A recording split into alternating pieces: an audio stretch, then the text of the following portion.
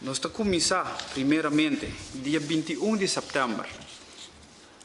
com o tema de openbare financiën, donado para o senhor Angel Bermúdez,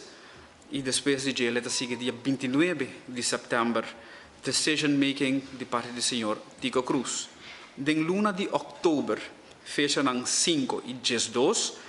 nós temos o meneer Luciano Milliard, que é também amplia sommes arriba tópico de staatsrecht e também bestuursrecht de nos duas islas Aruba.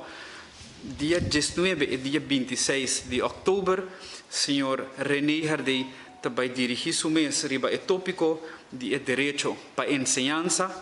e já nós teremos a melhor luna de ano este novembro, começando dia 2 de novembro, com a senhora Sharon Erasmus que trata o tópico de economia de Aruba, dia 9 e 16, no sistema fiscal, lo guardo elaborar a ribagelidor do senhor Gary Cruz. Também nós temos uma noite de sessão que trata arbeidsrecht do senhor Carl Hill, e nós clausurar o curso aqui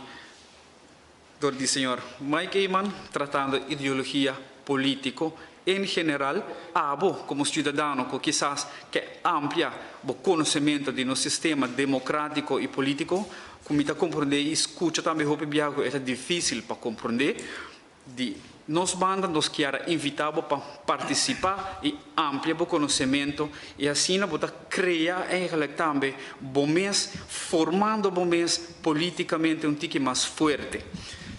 Ora que esta trata de curso aqui, maneira que vou anunciar a visão de Fundação Digna La Clay Herrera, para nos desenvolver e ampliar o conhecimento do nosso sistema de política.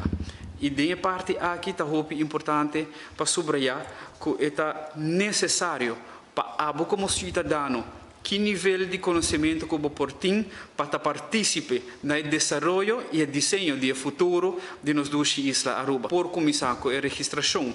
na fundação.dignalaclayherrera@gmail.com. A localidade de curso, Lota Casi Partido, Turja Webs, começando de 21 de setembro em adelante, para o setor de a noite. A contribuição para o curso, Lota 25 florim.